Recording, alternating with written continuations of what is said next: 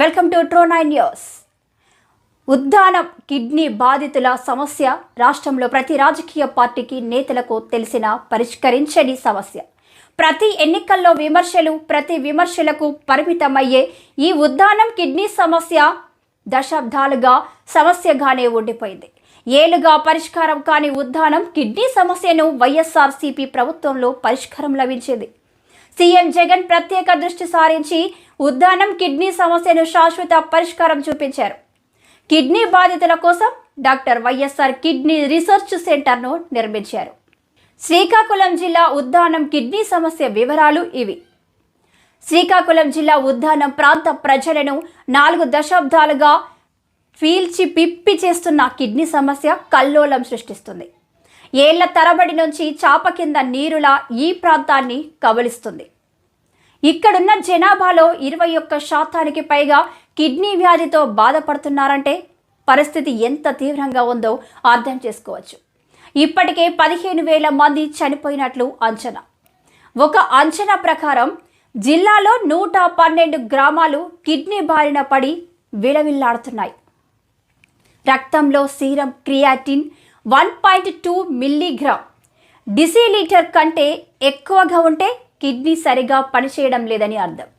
కానీ ఉద్దానం ప్రాంతంలో serum క్రియాటిక్ levels చాలా మందిలో 25 మిల్లీగ్రామ్ డెసిలీటర్ మేరకు ఉంది. క్రియాటినిన్ 5 దాటితే డయాలసిస్ తప్పనిసరి. ఇటువంటి వారిలో వ్యాధి తీవ్రత పెరుగుతుంది. వీరంతా విశాఖపట్నం వెళ్లాల్సి వచ్చేది. వారానికి 2 సార్లు కూడా వెళ్ళేవారున్నారు.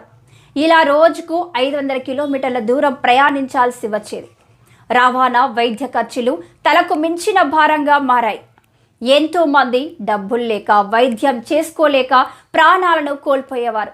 అయినా ఈ మహమ్మారిని పాలకులెవరూ పట్టించుకోలేరు.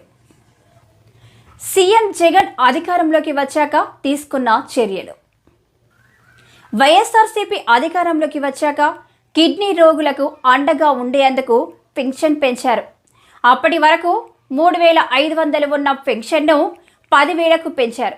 వ్యాధి తీవ్రత ఆధారంగా 2 రకాలుగా పెన్షన్లు అందజేస్తున్నారు. 5కు పైబడిన సీరం క్రియాటిన్ ఉన్న వారికి 5,000, డయాలసిస్ రోగులకు 10,000 పెన్షన్ ఇస్తున్నారు. ఈ లెక్కన ప్రస్తుతం 10,000 చొప్పున 792 మందికి, 5,000 చొప్పున 451 మందికి పెన్షన్లు ఇస్తున్నారు. అవసరమైతే ఎంతమందికైనా మంజూరు చేసేందుకు ప్రభుత్వం సిద్ధంగా ఉంది.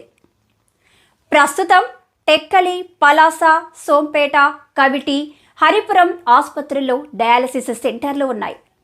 63 మిషన్లతో 68 రకాలపై డయాలసిస్ అందిస్తున్నారు. సోంపేట సిహెచ్సి డయాలసిస్ సెంటర్లో 13 పడకలుండేవి. వాటిని 21కి పెంచారు. కవిటి సిహెచ్సి డయాలసిస్ సెంటర్లో 10 పడకలు ఉండగా 19కి పెంచారు. హరిపురంలో కొత్తగా 10 పడకలతో డయాలసిస్ సెంటర్ ఏర్పాటు చేశారు. 2 కంటైన్డ్ బెస్ట్ సర్వీసెస్ డయాలసిస్ యూనిట్లను ఏర్పాటు చేశారు. ఇవి కాక కొత్తగా గోవిందపురం, కంచిలి, అక్కుపల్లి, బెలగాంలో 25 మెషిన్లతో డయాలసిస్ సెంటర్లు మంజూరయ్యాయి.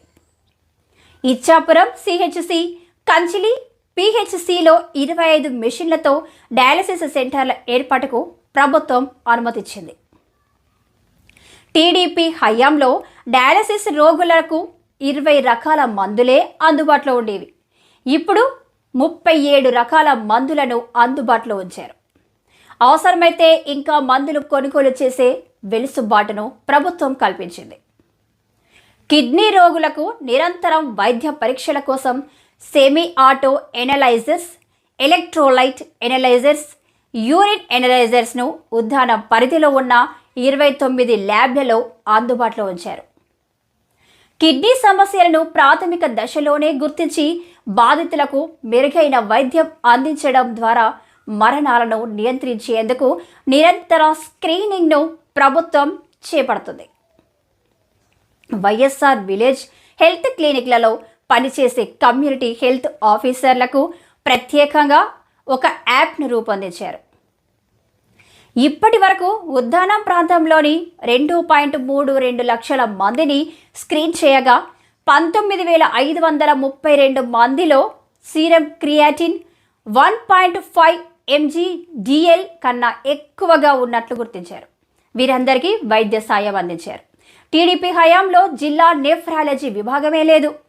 వైఎస్ఆర్సీపీ ప్రభుత్వం వచ్చాక శ్రీకాకుళం రిమ్స్లో నెఫ్రాలజీ విభాగం ఏర్పాటు చేశారు. 2 అసిస్టెంట్ ప్రొఫెసర్లను నియమించారు. ప్రతి శనివారం పలాస సిహెచ్సికి వెళ్లి రోగులకు వైద్యం అందిస్తున్నారు. కిడ్నీ బాధితులకు అత్యంత నాణ్యమైన కార్పొరేట్ వైద్యాన్ని పూర్తి ఉచితంగా చేరువలో అందించడం కోసం 85 కోట్ల అంచనాలతో పలాసలో రీసెర్చ్ సెంటర్తో పాటు 200 పడకలతో సూపర్ స్పెషాలిటీ ఆసుపత్రిని నిర్మించారు. ఇందులో 60 కోట్లు ఆసుపత్రి నిర్మాణానికి, 25 కోట్లు అధునాతన వైద్య పరికరాలు, ఇతర వనరుల కల్పనకు కేటాయించారు.